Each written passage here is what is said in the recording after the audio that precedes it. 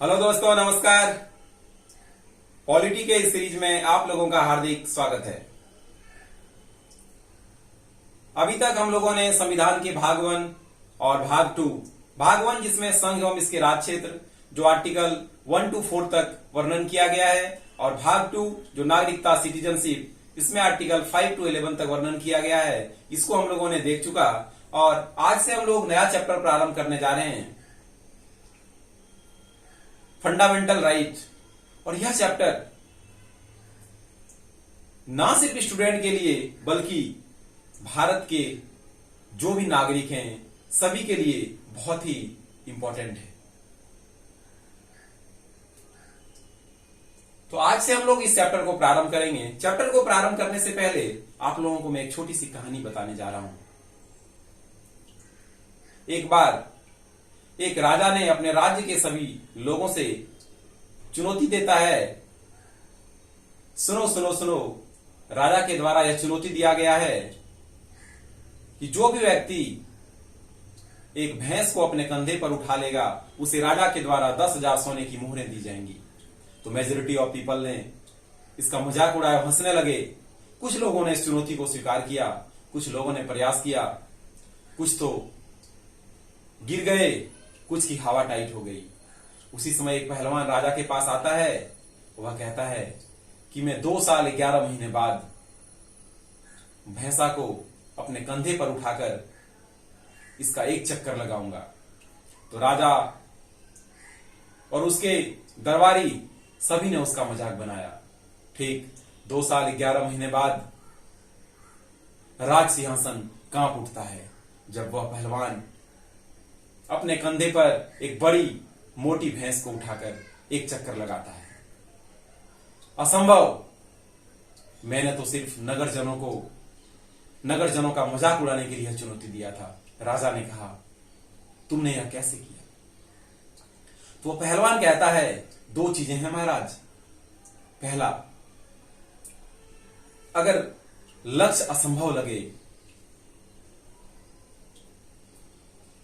तो उसे इतना आसान बना लो कि वह संभव लगने लगे, कि वह आसान लगने लगे। और दूसरा, हर रोज एक भी दिन बिना मिस किए प्रतिदिन लगातार मेहनत करते रहना है। तो जब यह भैंस महज 1 महीने की थी तब से मैंने इसे अपने कंधे पर उठाकर रोज प्रयास करता था। धीरे धीरे भैंस का वजन बढ़ता गया और मेरी शक्ति बढ़ती गई। ओके दोस्तों, तो हम लोग आज का क्लास को प्रारंभ करते हैं। और बहुत ही इंपॉर्टेंट टॉपिक है। अगर पॉलिटी के 4 क्वेश्चन पूछे जाएं तो इसमें से एक क्वेश्चन फंडामेंटल राइट से होना अनिवार्य है। यानी कि आप कह लो पूरे पॉलिटी का 25% वेटेज सिर्फ और सिर्फ फंडामेंटल राइट, मौलिक अधिकार का है। जैसा कि मैंने बताया कि ना सिर्फ यह स्टूडेंट के लिए, अगर हम भारत के नागरिक हैं तो हमें अपने अधिकार के बारे में जानना हमारा हक है और इसे जानना चाहिए। तो आज हम लोग इस चैप्टर को देखेंगे। तो सबसे पहला है कि फंडामेंटल राइट जो है इसका वर्णन कहां किया गया है संविधान में। तो संविधान के भाग 3 में इसका वर्णन किया गया है। हम लोगों ने पार्ट 1 पार्ट 2 देखा, अब पार्ट 3 में फंडामेंटल राइट के बारे में बताया गया है। अनुच्छेद कहां से कहां तक है? इसमें जो आर्टिकल है टोटल 12 से लेकर 35 तक आर्टिकल है। 12 से लेकर 35 तक जो आर्टिकल है उसमें फंडामेंटल राइट के बारे में चर्चा किया गया है। इसका नाम फंडामेंटल क्यों पड़ा? जो राइट है, फंडामेंटल राइट क्यों पड़ा? आप जानते हैं, जैसे कि हमारे शरीर की मूलभूत इकाई क्या है? सेल, कोशिका। एक सेल है, अगर सेल रहेगा तभी टिश्यू बनेगा, टिश्यू रहेगा तो ऑर्गन बनेगा, और ऑर्गन से ऑर्गन सिस्टम। यानी कि हमारे शरीर के लिए सबसे इंपॉर्टेंट चीज हमारा सेल है। उसी प्रकार किसी व्यक्ति को एक गरिमापूर्ण जीवन जीने के लिए कुछ अधिकार की जरूरत होती है। तो जो ये अधिकार इसमें वर्णन किया गया है, और ये सारे अधिकार मूलभूत अधिकार हैं, इसके बिना कोई व्यक्ति गरिमापूर्ण जीवन व्यतीत नहीं कर सकता। इसलिए इसका नाम फंडामेंटल पड़ा।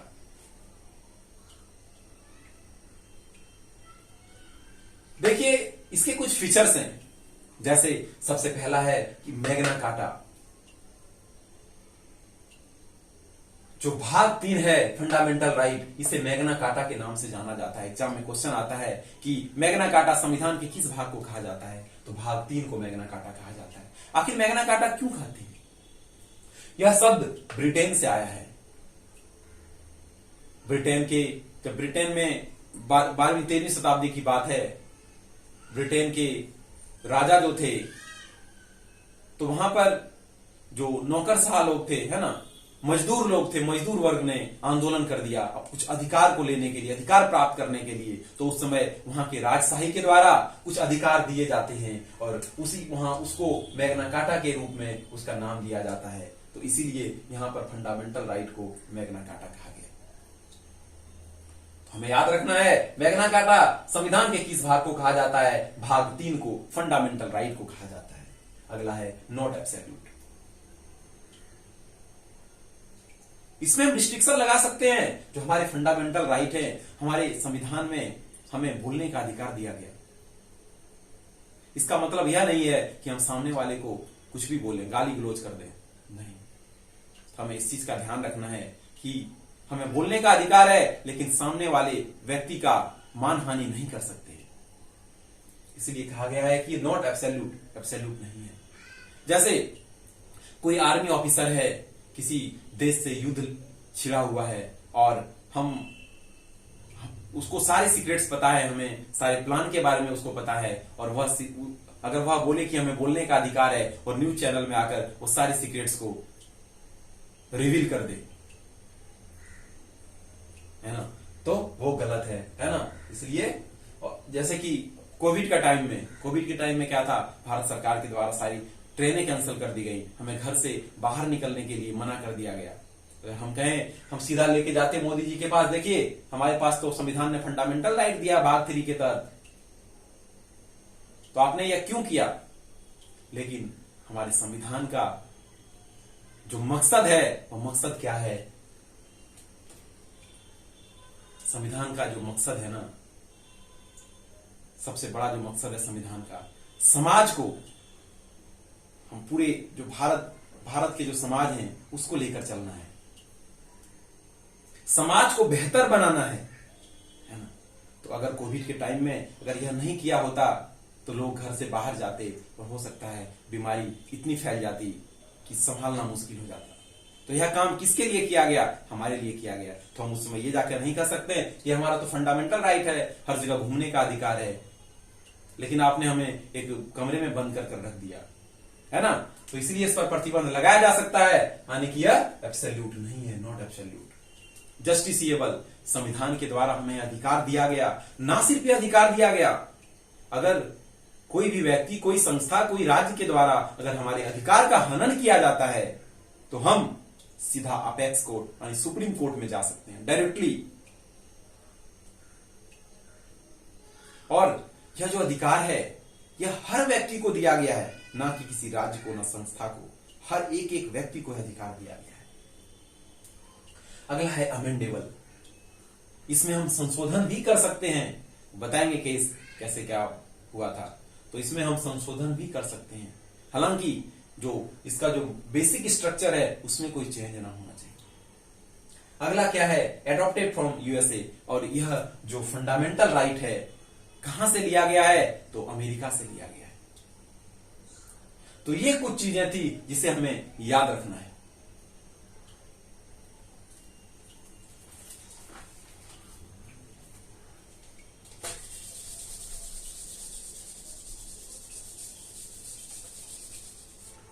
अब हम लोग देखते हैं जो फंडामेंटल राइट है, हमारा जो मूल संविधान था उसमें कितने फंडामेंटल राइट थे। तो हमारा जो संविधान बना था, जो मूल संविधान था, उसमें टोटल 7 टाइप्स के फंडामेंटल राइट के बारे में चर्चा किया गया था, बताया गया था, दिया गया था। 7 types of fundamental right, 7 types of fundamental right. Number 1, समता व समानता का अधिकार, राइट टू इक्वलिटी, समता व समानता का अधिकार।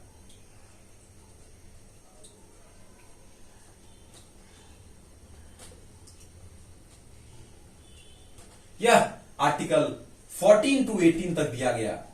अनुच्छेद 14 से लेकर 18 तक यह अधिकार दिया गया था। समता व समानता का अधिकार, स्वतंत्रता का अधिकार, राइट टू फ्रीडम, स्वतंत्रता, राइट टू फ्रीडम, यह 19 से लेकर 22 तक दिया गया। राइट अगेंस्ट एक्सप्लॉयटेशन, शोषण के विरुद्ध अधिकार, शोषण के विरुद्ध अधिकार, शोषण के विरुद्ध अधिकार, यह आर्टिकल 23 से लेकर 23 एंड 24 में दिया गया था। अगला है धर्म की स्वतंत्रता का अधिकार, राइट टू रिलीजन, धर्म की स्वतंत्रता,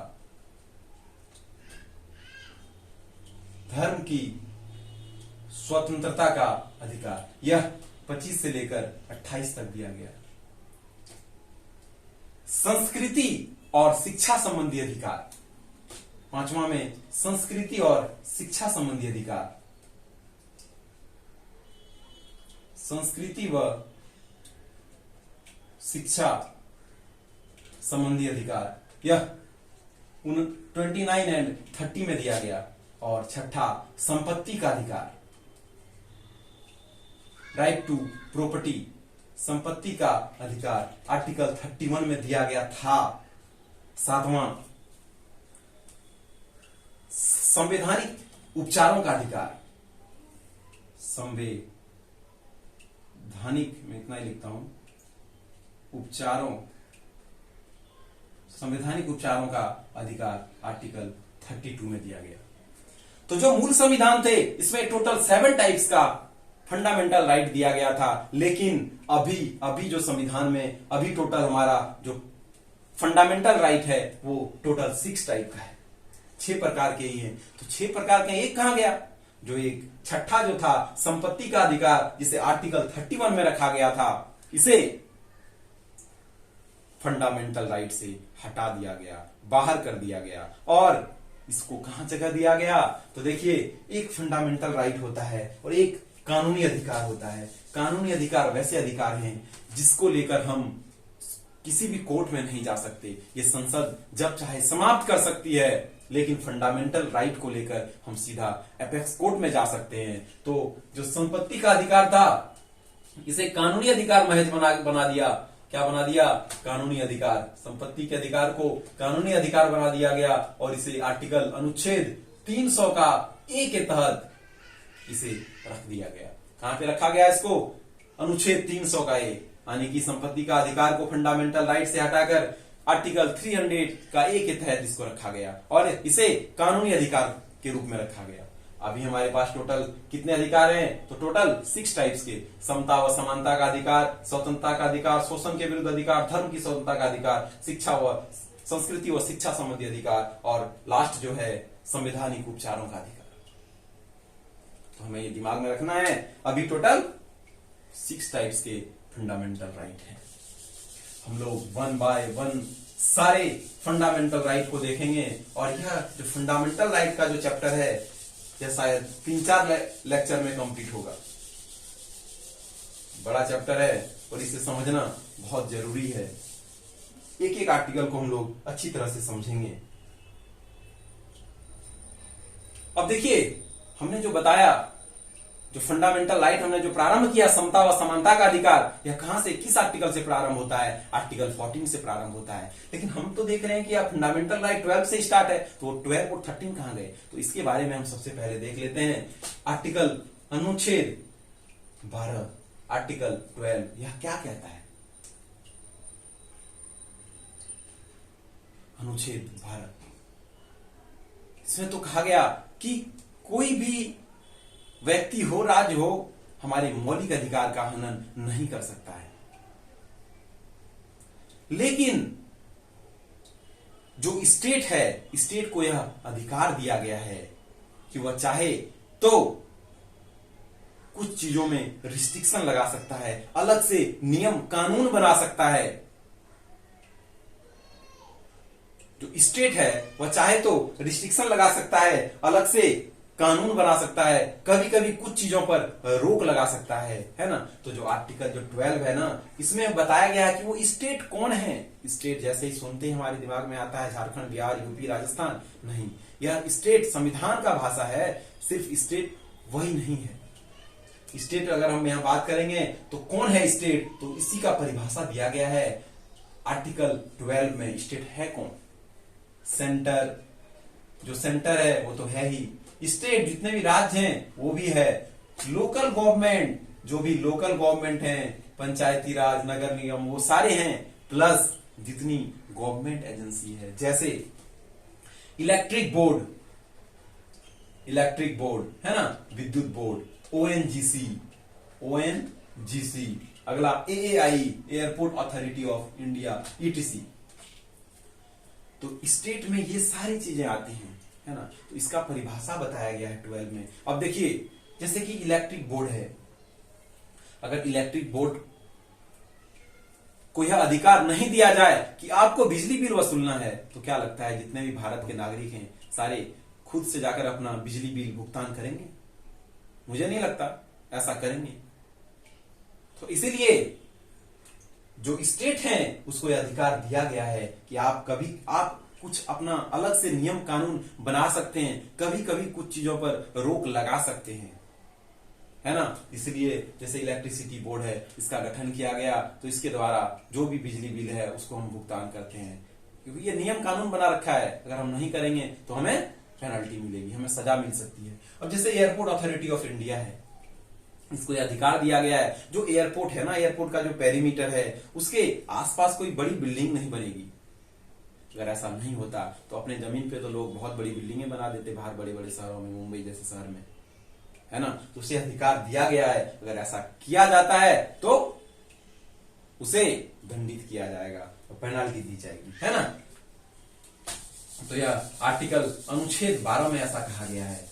स्टेट का परिभाषा दिया गया, बताया गया कौन कौन से स्टेट हैं। स्टेट तो हैं, लेकिन वो स्टेट हैं कौन कौन से, है ना। अब देखिए, अगला है अनुच्छेद 13, आर्टिकल 13, बहुत इंपॉर्टेंट है। इसमें अल्पीकरण की बात की गई है। अल्पीकरण, अल्प मतलब क्या? छोटा करना, कम करना, है ना। कब?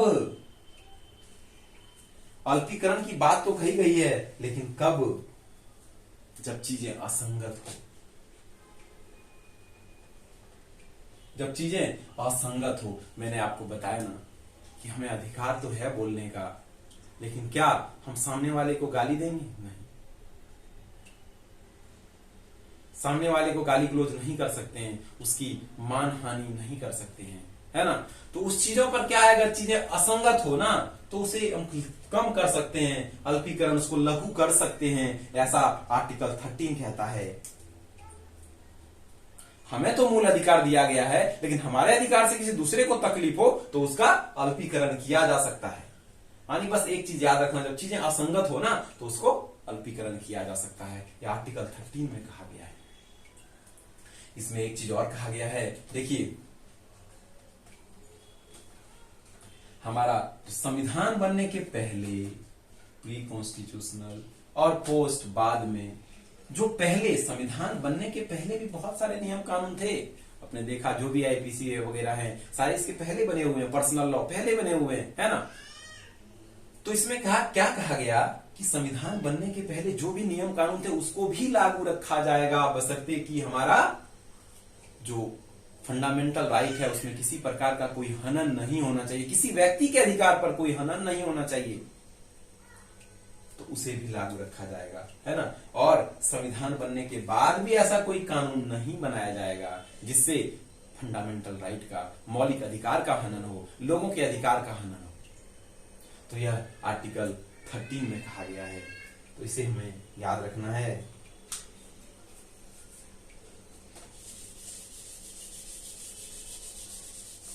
ये 12 और 13 बहुत ही इंपॉर्टेंट है। ये दो चीजों के बारे में लोग ज्यादा डिस्कस नहीं करते हैं।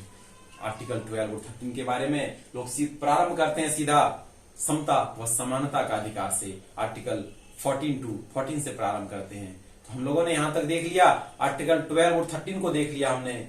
अब हम स्टार्ट करेंगे राइट टू इक्वलिटी, समता व समानता का अधिकार से, लेकिन मैं इसे अगले लेक्चर में प्रारंभ करूंगा यहां से। तो मैं चाहता हूं कि आज के लिए इतना ही रहने दिया जाए और अगले दिन से अगले लेक्चर से हम लोग प्रारंभ करेंगे राइट टू इक्वलिटी, समता व समानता का अधिकार, आर्टिकल 14 से प्रारंभ करेंगे। तो आज के लिए इतना ही रखते हैं। Okay, thank you so much guys.